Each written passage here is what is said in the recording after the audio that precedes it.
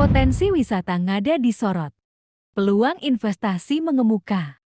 Usai kunjungi 3 destinasi, Dewi Cokorda sentil peluang besar investasi di Kabupaten Ngada. Selamat siang, nama saya Cokorda Istri Dewi. Saya dari United in Diversity dan juga pendiri dari Yayasan Aninda Loka. Kemarin saya bersama dengan teman-teman dari Kabupaten Ngada mengunjungi 3 lokasi destinasi wisata. Yang pertama itu adalah Wolobobo, kemudian yang kedua adalah Desa Bena, kemudian yang ketiga itu adalah kita mengunjungi kalau tidak salah Soa untuk spring water ya, mata air panas yang kemudian bertemu dengan air dingin, itu sangat menarik. 3 unggulan destinasi ini sangat menarik sekali karena memang punya kekhasan dari Kabupaten Ngada ini. Peluang untuk bagaimana kita mengundang investor tentunya tetap ada. Namun ada banyak hal yang kemudian PR atau pekerjaan rumah yang perlu dipersiapkan. Nah, yang pertama itu adalah tentunya kalau kita ingin mengundang investor, mereka akan berpikir bagaimana bisnis itu kemudian menguntungkan bagi mereka. Sehingga ketika mereka berinvestasi, perlu diyakinkan bagaimana kapan kemudian investasi itu bisa dikembalikan. Kemudian kalau kita berinvestasi, kira-kira apa yang kemudian disediakan oleh pemerintah daerah untuk membantu supaya investasi ini kemudian bisa memberikan manfaat pada mereka. Walaupun nanti secara tidak langsung apa yang mereka lakukan di daerah Ngada akan memberikan manfaat kepada masyarakat lokal. Peluang investasi di sektor pariwisata Kabupaten Ngada mulai mencuat. Hal ini disampaikan Senior Advisor United in Diversity Founder Aninda Loka, Dewi Cokorda Istri Dewi, usai meninjau langsung sejumlah destinasi unggulan pada Senin, 13 April 2026.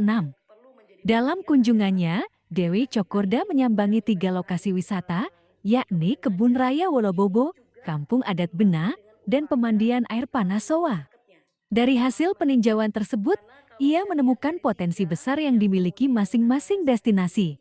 Untuk market yang sifatnya premium market atau market turis asing itu masih sedikit jumlahnya. Nah, di sini kan kenapa kita juga harus punya perhatian pada turis asing, karena mereka adalah turis-turis yang mempunyai daya beli untuk kemudian memberikan peluang untuk hidupnya ekonomi di lokal, misalnya mulai dari kulinernya, transportasinya, kemudian akomodasinya, itu kan banyak ikutan daripada sektor-sektor ekonomi yang bisa merasakan manfaatnya. Nah, itu yang pertama. Kemudian yang kedua, kita juga tidak boleh melupakan turis domestik gitu ya. Apalagi saya dengar di Soa ternyata banyak sekali wisatawan lokal yang kemudian pergi mandi ke sana, yang juga kemudian memberikan pendapatan bagi daerah. Tapi tentunya kita menyadari kemampuan daya beli saudara-saudara kita di lokal ini terbatas. Dan itu tidak sepenuhnya menghidupi sektor-sektor lainnya karena mereka tidak menginap di hotel gitu ya.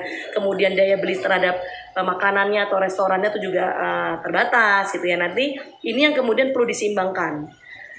Potensi yang kemudian perlu kita lihat, saya kemarin sebelum ke Ngada itu mampir di Labuan Bajo. Dan saya lihat Labuan Bajo itu sudah berhasil mengembangkan turismenya dan sudah banyak wisatawan mancanegara yang hadir. Nah, ini sebenarnya bisa menjadi istilahnya low hanging fruit atau kesempatan emas untuk Ngada. Bagaimana caranya menarik yang kemudian sudah hadir di Labuan Bajo, dia mau meneruskan ke Ngada ini. Nah, ini yang kemudian perlu disiapkan. Kalau di dalam dunia wisata, biasanya ada yang namanya travel pattern. Bagaimana pola travel daripada wisatawan itu bisa didesain.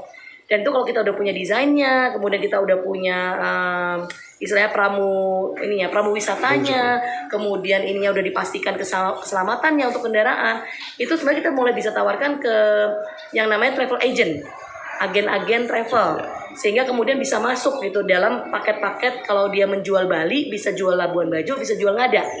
Itu harus banyak tuh lobby bisa mendekati travel agent yang ada di Bali atau travel agent yang ada di nasional, supaya bisa ikut menawarkan produk-produk travel pattern yang dimiliki oleh Ngada. Nah, ini perlu dicek.